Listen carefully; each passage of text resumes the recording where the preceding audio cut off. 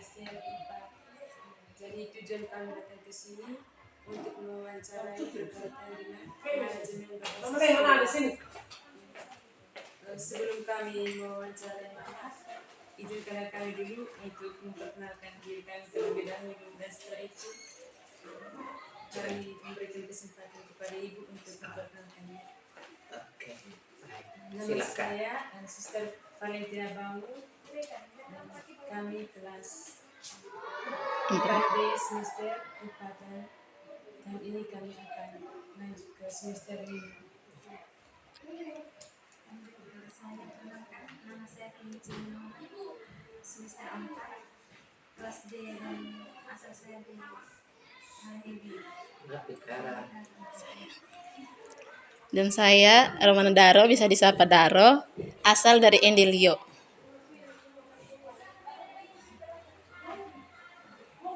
Baik Mama, wawancara yang pertama yang kami akan lontarkan itu berkaitan dengan pendidik dan tenaga pendidikan.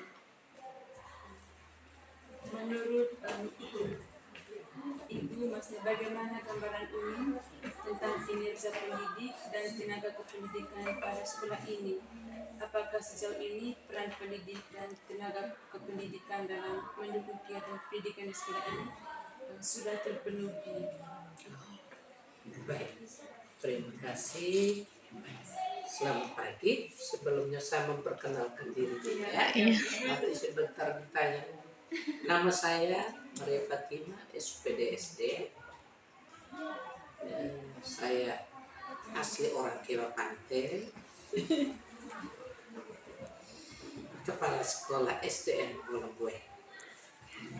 Baik, menyangkut tenaga pendidik dan kependidikan di sini, pendidiknya itu ada kami 8 orang. 8 orang ini termasuk kepala sekolah. Di sini kami bagi ada 2, yaitu yang ASN atau aparatur sipil negaranya itu kami 4 orang, termasuk guru mapel, guru kelasnya 2 orang, guru mapel pendidikan agama Katolik atau budi pekertinya 1 orang. Itu yang ASN, termasuk kepala sekolah sendiri. Sementara yang 4 yang lainnya itu masih orang non ASN ya. Dan honor ini pun 2-nya masuk sudah dalam proses menunggu SK. Dalam waktu dekat mereka akan mendapatkan SK pengangkatan P3K. Itu 2 orang. Sementara 2-nya itu termasuk guru mapel PJOK, ya, juga masih berjuang untuk ke P3K-nya. Satunya belum bisa masuk dalam Dapodik karena memang dia baru 1 tahun. Dan ini semua proses untuk sekolah negeri kalau masuk dalam daftar pokok pendidik itu harus melalui dinas PKO. Nah, rekomendasi dari dinas sudah usul dari tahun lalu tetapi belum, sehingga ibu itu walaupun mengajar sehingga dia belum bisa masuk dalam Dapodik karena memang belum ada rekomendasi dari dinas. Sehingga untuk sementara kebutuhan untuk pendidiknya itu pas, tapi mas satunya belum bisa masuk sehingga masih dalam proses kekurangan juga karena ada 1 teman yang tahun lalu dipanggil Tuhan, sehingga 1 itu harus diisi oleh pemerintah. Mereka menjanjikan 1 PNS, tapi sampai hari ini juga belum.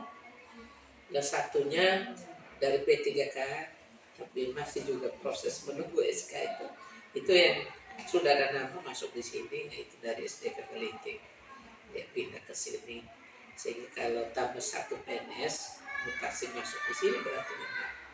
Kalau tenaga admin ada, tenaga admin 1 orang, dan itu pun maksimal. Itu saja. Sehingga untuk menggenapi rombel untuk sementara belum genap. Sehingga saya juga masuk dalam 1 kelas. seperti itu. Ibu, bolehkah Ibu menjelaskan itu bagaimana pembinaan yang dilakukan kepada pendidik dan tenaga kependidikan di sekolah ini untuk meningkatkan kinerja pendidik dan tenaga kependidikan dalam bekerja? Kalau menyangkut kinerja untuk dalam hal pembinaan ini, itu kami selalu berpatokannya pada kinerja itu kami patokan di dalam standar itu, dalam standar pendidikan. Ya. Sehingga dalam proses pemenuhan itu pada umumnya di sini punya kinerja yang sudah lumayan cukup baik, tetapi ya namanya manusia masih perlu pembinaan beberapa di sini di kurang pendidikan. Akhir-akhir ini menyangkut kinerja lebih ke hasil dari laporan pendidikan. Laporan pendidikan ini kami prosesnya itu dari kementerian pendidikan dan ristek itu, Kemendikristek, dia sudah mengirim kami penilaiannya itu mereka lewat online langsung. Setelah kami isi, nanti hasil dari sana mereka rekap dan kirim. Yang kekurangan kami ini yang kami perlu tingkatkan dan kembangkan, dan semua sumber dananya itu fokus di dana BOS, dan di dana BOS ini yang utama kita rencanakan, anggarkan itu dalam proses peningkatan kinerja guru, seperti itu. Baik guru dalam proses untuk mencerdaskan, sehingga hasilnya itu kalau kami di sini ada 4 item itu yang masih kurang yang kami perlu tingkatkan, harus penuhi, sehingga di anggaran 2023 ini kami lebih fokus dari hasil penilaian dari kementerian itu, sehingga yang kami anggarkan itu lebih utama ke peningkatan IT-nya, seperti itu.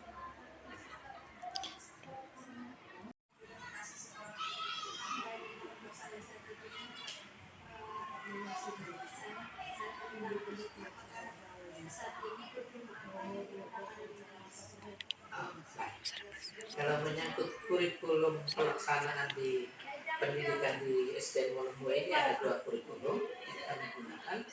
Yang pertama kurikulum K13 untuk kelas 2, kelas 3 dan kelas 5. Sedangkan kurikulum Merdeka itu khusus kelas 1 dan kelas 4. Nanti di tahun ajaran baru ini untuk tahun pelajaran 2023-2024 itu nanti tambah lagi 2 kelas, yaitu kelas 2 dan kelas 5, sehingga sudah jadinya 4 kelas untuk anggarannya kurikulum Merdeka. Sisa 2 yaitu kelas 3 dan kelas 6 yang masih dengan kurikulum K13.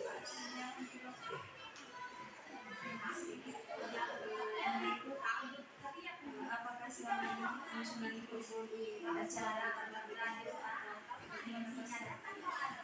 Kalau kurikulum lebih banyak, kalau untuk kurikulum K13 itu direncana biasanya disusun lewat wadah, sebuah wadah yang namanya KKD di Dudus itu KKD itu karya kerja guru. Ya, itu mereka selalu laksanakan tiap bulan minimal 2 kali. Salah satu faktor itu kurikulum dari pemerintah, tinggal silabusnya itu yang dikembangkan oleh Dudus dan nanti dibagi ke sekolah masing-masing. Kerjanya itu sama semua pendidik, semua yang ada Dudus seperti itu. Kalau kurikulum Merdeka kami lebih banyak betul, karena dari pemerintah juga belum ada workshop khusus untuk itu, kami mandiri sekali. Sejauh ini mulai dari tahun kemarin, tahun ajaran 2022-2023 ini muncul kurikulum merdeka, tetapi kurikulum itu juga kami semua sendiri berjuang, sendiri download dan sendiri pelajari. Kalau workshop yang kami laksanakan itu berupa workshop, tapi itu di dalam kecamatan. Nanti yang mendampingi kami itu adalah mereka dari dinas kecamatan, seperti itu. Ya.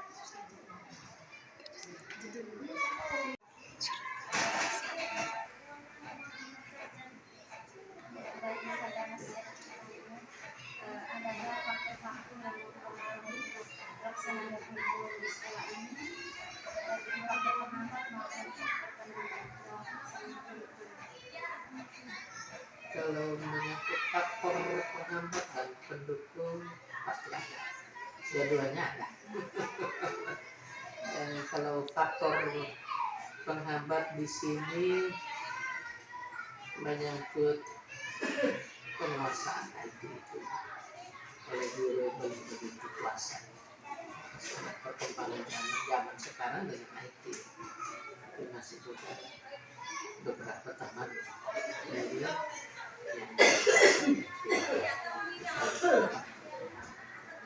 karena ini selalu untuk kurikulum merdeka lebih banyak ke IT.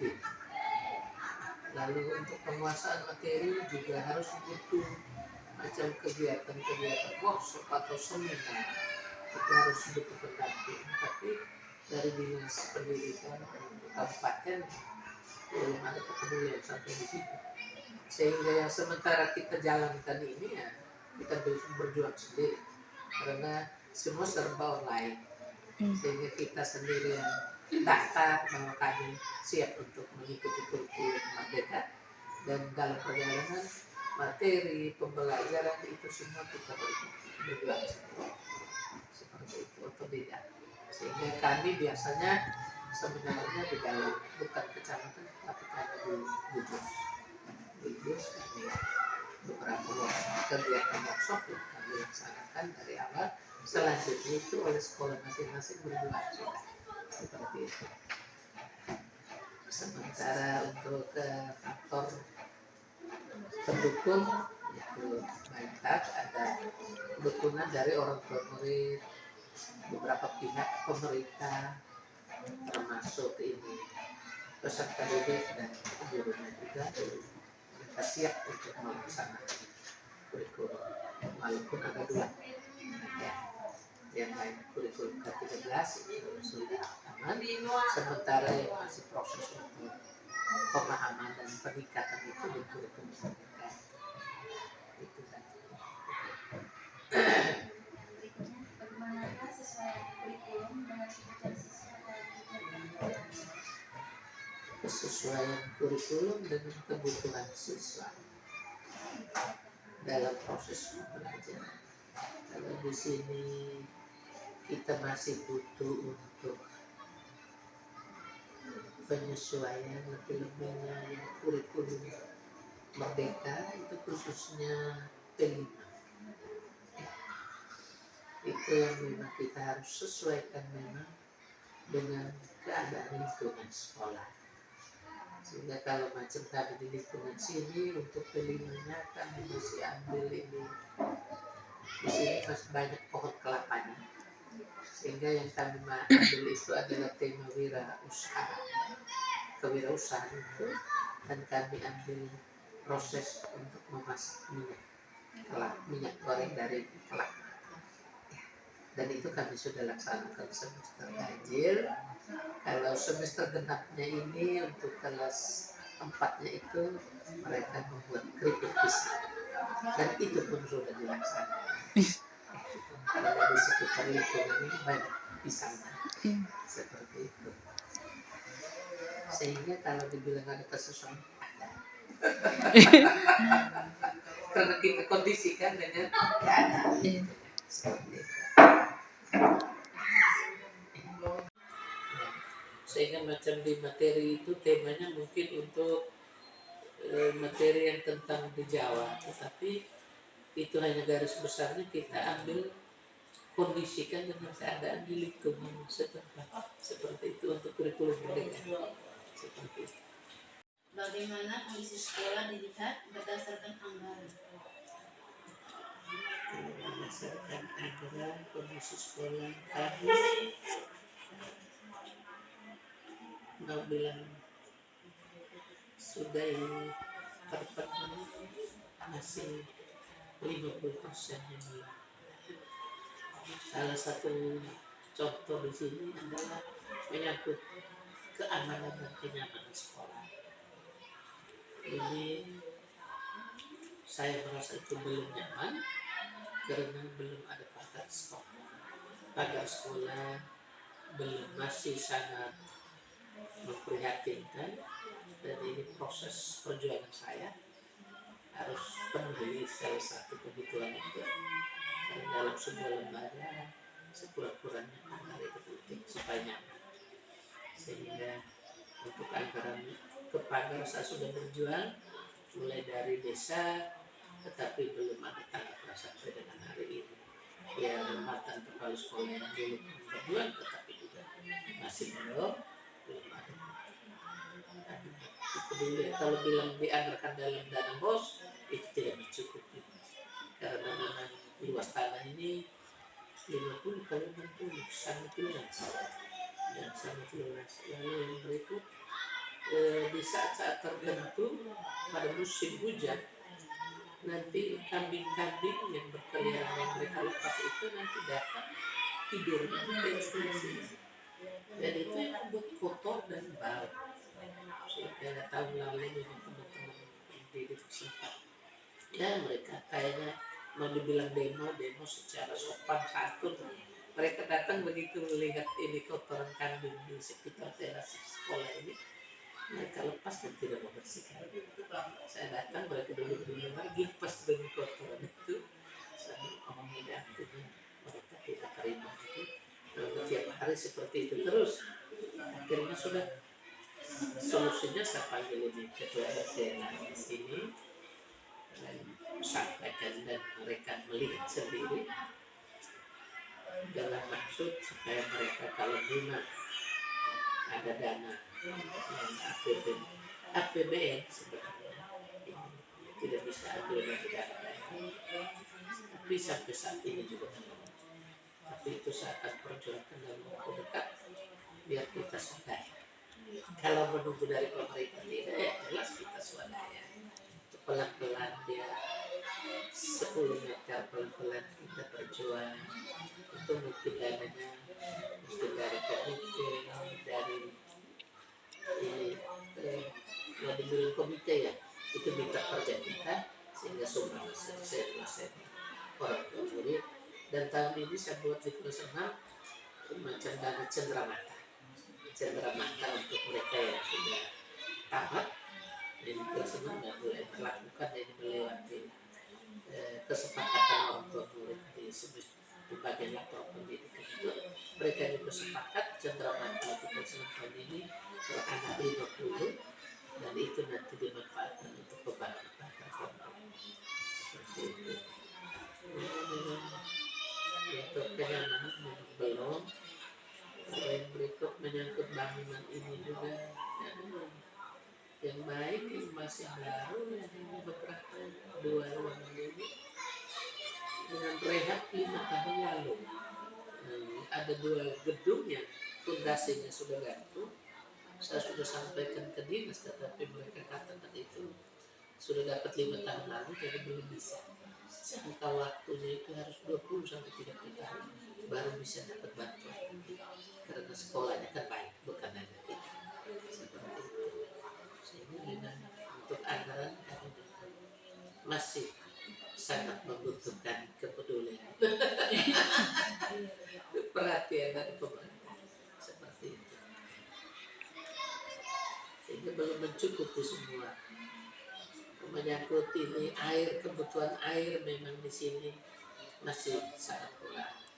Yang selama yang kita manfaatkan itu adalah dari anggaran dana BOS, isi pakai air tangki ya, itu pun diisi bak kampungnya itu kayaknya meresap, tetapi isi hari ini, minggu depan habis.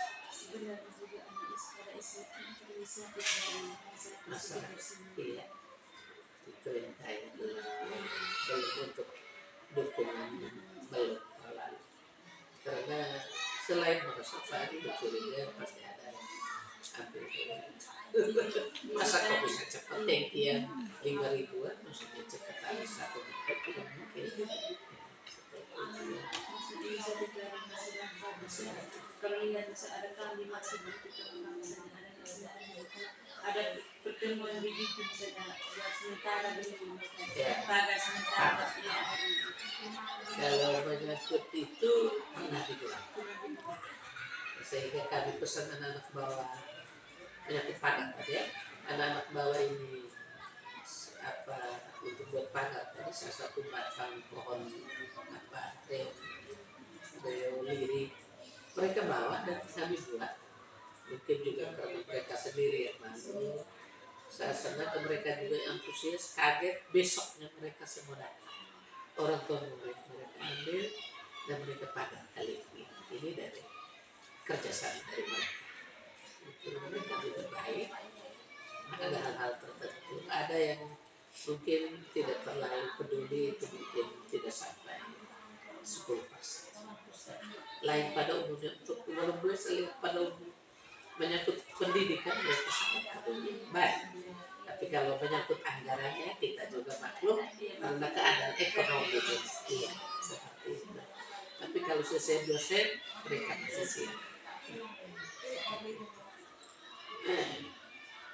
baik nama kami dari bertiga yang mengucapkan terima kasih banyak untuk waktu dan kesediaan Mama untuk menerima kami dan untuk menjawab pertanyaan-pertanyaan yang diberikan. Kami mohon maaf bila kedatangan kami mengganggu ataupun ada satu dua kata yang tidak berkenan dari kami bertiga kami minta maaf untuk itu dan sekali lagi terima kasih Mama untuk Ibu untuk kesediaan dan waktunya. Sama-sama kami berterima kasih karena sudah dikunjungi oleh mahasiswa dari Unita. Terima kasih, kita sama-sama bekerja sama, saling mendukung, seperti itu dunia pendidikan. Terima kasih banyak.